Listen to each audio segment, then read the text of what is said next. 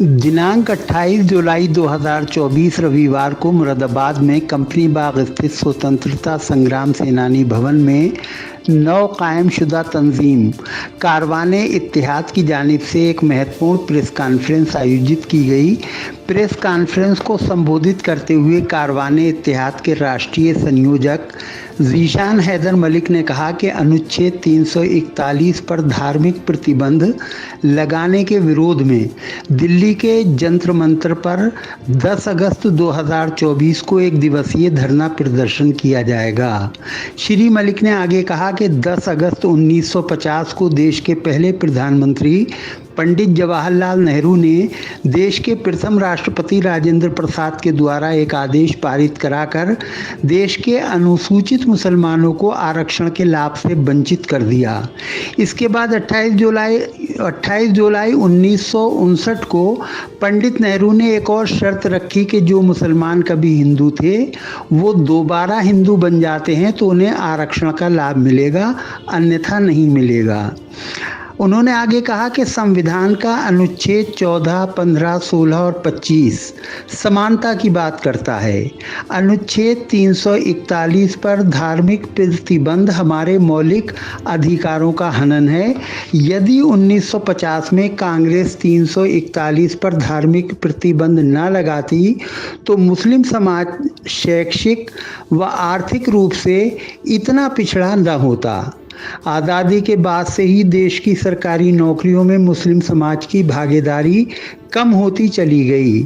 अनुच्छेद 341 पर धार्मिक प्रतिबंध मुसलमानों और ईसाइयों के लिए अत्यधिक समस्या पैदा कर रहा है।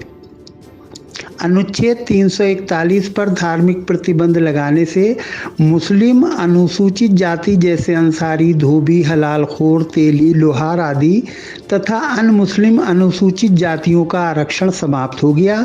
तत्कालीन कांग्रेस सरकार ने ये मुस्लिम समाज की पीठ पर गहरा खंजर घोंपने का काम किया था, जिसका खमियाजा मुस्लिम समाज आज तक भुगत रहा है। इसलिए मुस्लिम समाज की सबसे बड़ी दुश्मन कांग्रेस थी और आज भी है। कांग्रेस नहीं चाहती कि मुस्लिम समाज आर्थिक, सामाजिक, राजनीतिक व शैक्षिक विकास करे। कारवाने इत्तेहाद के ओहदेदारों ने प्रेस कॉन्फ्रेंस को संबोधित करते हुए कहा कि सरकार सबको बराबर का हक दिलाकर सबका साथ सबका विकास वाले नारे को सच साबित करे तथा धारा 341 पर लगे धार्मिक प्रतिबंध को जल्द से जल्द हटवाकर दलित मुस्लिम आरक्षण को लागू करे।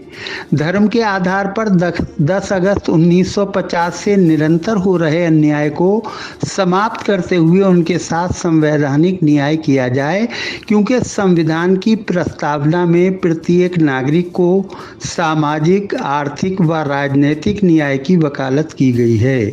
संविधान धर्म, मूलवंश, जाति, लिंग व जन्म स्थान के आधार पर किसी भी भेदभाव की अनुमति नहीं देता है।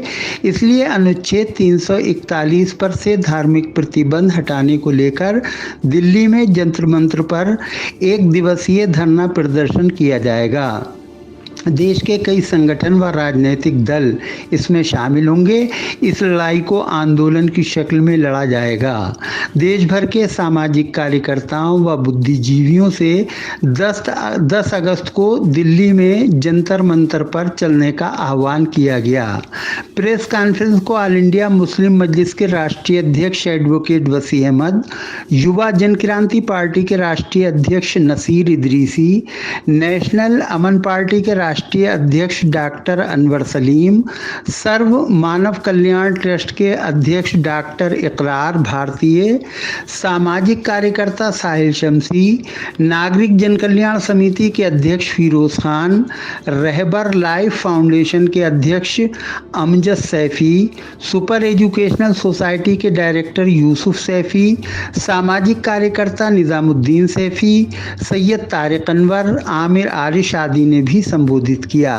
कारवाने इत्तेहाद के कौमी कन्वीनर ज़ीशान हैदर मलिक ने इस अवसर पर कहा, प्रतिबंध हमारा हटाया जाए, क्योंकि जो आप मजहब के बुनियाद पे जब हमको आरक्षण दे नहीं सकते तो हमारा आरक्षण छीना क्यों गया। और 10 अगस्त को हम लोग दिल्ली जंतर मंतर पे एक धरना प्रदर्शन, एक दिवसीय धरना प्रदर्शन करने जा रहे हैं। लगभग 200 से 250 लोग इसमें दिल्ली जंतर मंतर पर हमारे लोग शामिल रहेंगे और ये एक दिवसीय धरना होगा कि धारा 341 से धार्मिक प्रतिबंध हटाया जाए। कब से कब मांग की जा रही है? देखिए इसकी जो है लगभग 20-22 साल हो गए हैं। लगभग हमारे लोग सड़कों पे और जो है कानून सुप्रीम कोर्ट में जो है लगातार संघर्ष कर रहे हैं, लेकिन ये है कि केंद्र सरकार के कान पे जू नहीं रह रही है कि इसको जो है रिजर्वेशन को जो है जो हमारा जो कोटा और 10 अगस्त 1950 को इसमें जो है धार्मिक प्रतिबंध लगाया गया, इसको जो है प्रतिबंध को हटाया जाए। इसकी मांग कैसे चल रही है, इसमें कौन-कौन से दल शामिल रहेंगे, किस स्तर का धरना प्रदर्शन रहेगा? देखिए लगभग ये है कि राष्ट्रीय स्तर का धरना प्रदर्शन है और इसमें लगभग जो है 10-12 पॉलिटिकल पार्टियां और जो है कुछ सामाजिक तंजीमें जो है इसमें रहेंगी। Delhi Jantar Mantar. All India Muslim Majlis के राष्ट्रीय अध्यक्ष वसी अहमद एडवोकेट ने प्रेस कॉन्फ्रेंस को संबोधित करते हुए कहा, राष्ट्रीय अध्यक्ष ऑल इंडिया मुस्लिम मजलिस आज इस प्रेस कॉन्फ्रेंस का बुनियादी मकसद ये है कि आवाम को जागरूक करना है कि 10 अगस्त 1950 को उनके अधिकार का हनन किया गया था। धर्म की बुनियाद पर आरक्षण दे नहीं सकते, धर्म की बुनियाद पर छीना क्यों? केंद्र सरकार ये कहती है कि धर्म की बुनियाद पर हम किसी को नहीं दे सकते, तो हमारा कहना है कि धर्म की बुनियाद पर छीना। राजनीतिक मंशा हमारी है कि राजनीतिक लाभ हासिल करना है, हमें समाज को देना है कुछ। समाज के साथ जो बेईमानी हुई है, उनके जो अधिकारों को छीना गया, वही राजनीतिक लड़ाई लड़ना है। हम राजनीतिक लड़ने तो राजनीतिक मूवमेंट करेंगे, अपने अधिकारों के लिए सबको कराएंगे। तो आप इस आंदोलन को कहाँ तक लेकर जाएंगे? इस आंदोलन को हम पूरे देशव्यापी बनाएंगे, क्योंकि पूरे देश का मसला ये किसी एक प्रदेश का मसला नहीं है, उसको देशव्यापी आंदोलन बनाने की कोशिश करेंगे। मुख्तलिफ स्टेटों में जाएंगे, वहाँ भी इस मुद्दे को उठाएंगे ताकि वहाँ के मुसलमानों को भी पता चले कि हमारे अधिकारों का हनन कहाँ हुआ है और कैसे हुआ और उसका जिम्मेदार कौन है। क्या स्ट्रेटेजी आप?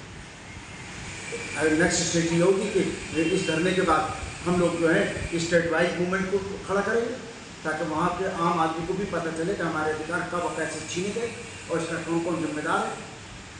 नागरिक जन कल्याण समिति के अध्यक्ष फिरोज खान ने इस अवसर पर बताया, मेरा नाम मोहम्मद फिरोज खान, मैं नागरिक जन कल्याण समिति का अध्यक्ष हूँ।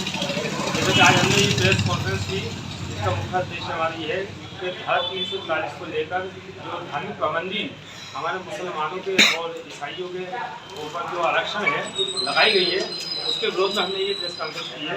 इसको लेकर हम आगे चलकर एक धरना प्रदर्शन जनता मंतर नई दिल्ली में करेंगे और हमारी सरकार से मांग है कि जब आप हमें धर्म के नाम पर कुछ दे नहीं सकते तो हमें छीन भी क्यों? क्योंकि 1950 में आज से लेकर हमें आरक्षण मिलता रहा मुसलमानों को, लेकिन उसके बाद 1950 में पंडित जवाहरलाल नेहरू ने ये आरक्षण हमारा खत्म कर दिया। तो हमारी मांग है कि इस आरक्षण को अब बहाल किया जाए और मुसलमानों को, ईसाइयों को भी आरक्षण मिलना चाहिए। सामाजिक कार्यकर्ता साहिल शमसी ने आखिर में सबका शुक्रिया अदा किया और कहा, और मेरा बहुत ही बोझ का अखबार जो बंद किया है उसके आवाज उठाएंगे, तब तक हम जनता जीतना है। हमारा मसले अपनी बात जनता तक पहुँचाना। जनता ही हमें अगर हमारा कोई पार्टी का बंदा खड़ा होता है तो जनता ने वोट देगी। हम लोग बंद कमरे के अंदर अपनी बातों के खत्म कर देते, हम आवाम तक नहीं पहुँच पाते। मेरा मसले क्या 20 आवाम की बात की बात है कि हम यहाँ पहले खड़े हैं और अपने बकरी खड़े कीजिए ताकि घोष के व्यापारी ऊपर से आदेश नहीं है, ये प्रशासन की तरफ से आदेश है, डीएम के साथ तरफ से आदेश है, किसान की तरफ से आदेश, आप घोष के व्यापारी